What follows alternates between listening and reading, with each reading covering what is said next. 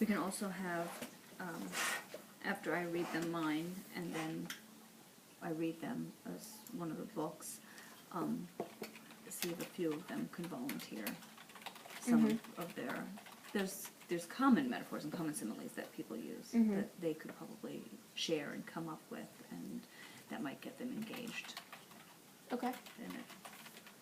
Sounds like a good way to start.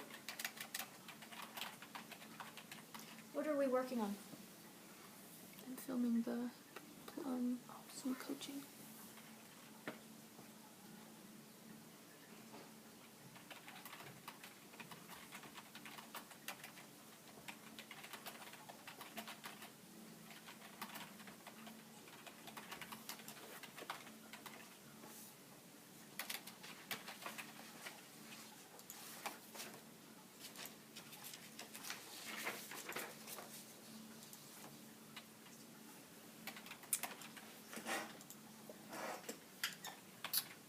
So, should I just continue with this? Okay. So, I think we addressed part of this already, that we would use some of those texts that you are recommending. I'd like to go ahead and read them through.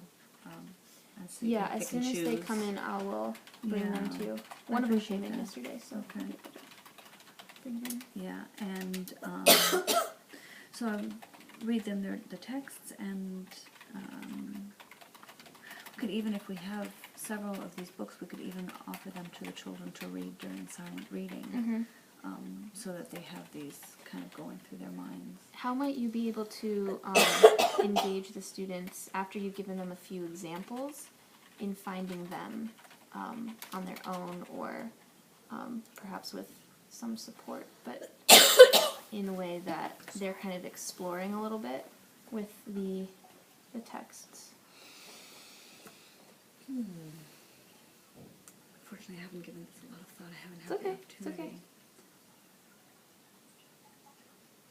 I mean, what have we done in the past with other lessons when we want to give them a chance to explore something, and then come back and talk Well, about I what usually they have some found? examples of things, or some things to spark their imaginations. So I'd have to come up with something concrete that they can maybe look at and work with. And Well, or play even you with. could just, we have 6 or 7 books, and put them in groups, and they can practice, give them a chart or something, and they can make a list of 5 similes they found in the book, or yeah, 5 just metaphors identifying. or something like Yeah, that. that's a good idea. So I'd have them identify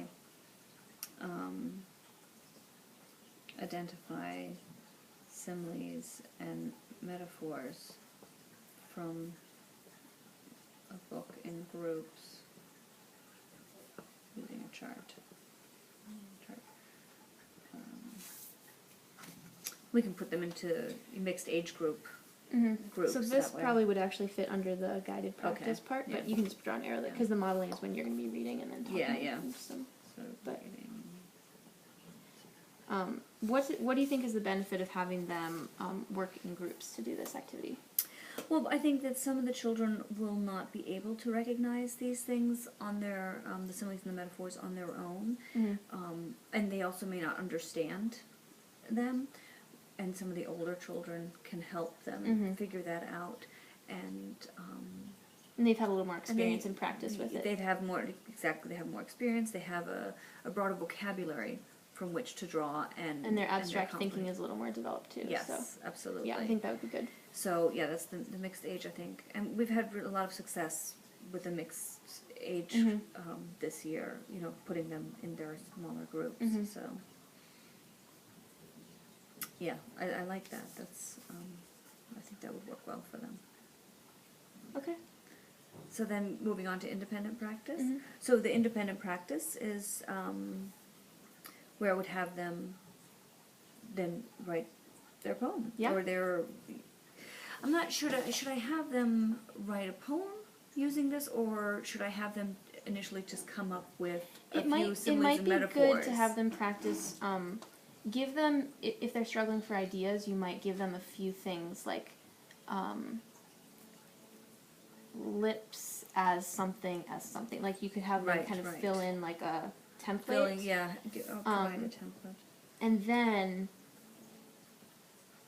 once they've had a little bit of practice with that isolated skill, then they might be able to integrate it into the writing of their poem. Right.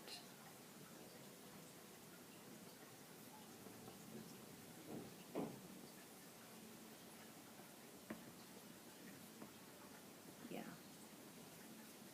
And I can, I'm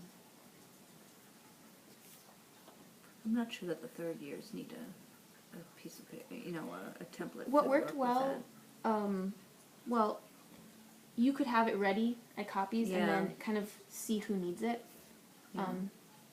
So that's kind of a form of differentiating and Sure. scaffolding the instruction. So, and you may think about giving them the option to go back and revise a poem they've already written and see if they Oh, can yeah. add a simile or a metaphor, or if they have a new idea that they can write the poem and try and integrate the simile and metaphor into the new poem.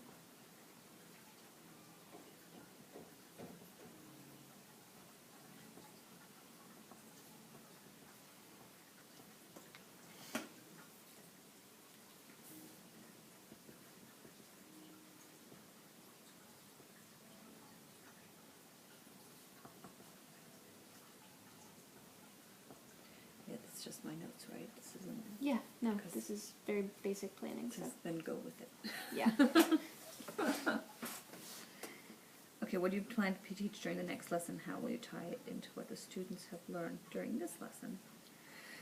And it doesn't have to be something Yeah. that we definitely teach, but what might be something that would either, segue well, or something that's kind of related in some way, or like what would be the next step or something.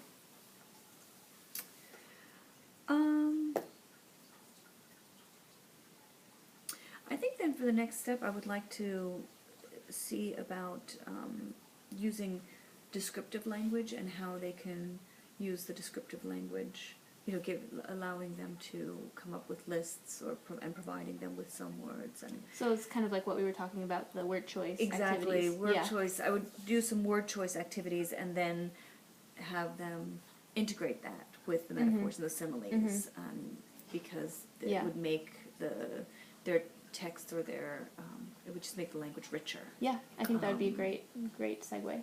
So,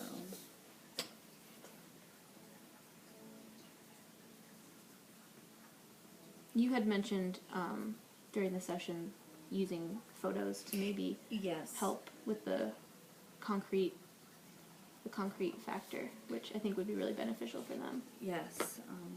Provide And we can different even photos. use photos that we've already been using with the rainforest stuff and things. Absolutely, and just have them describe that, and we need to make sure we have the thesaurus. Yes. Thesaurus handy. Yes. Several of them. Yes. All right.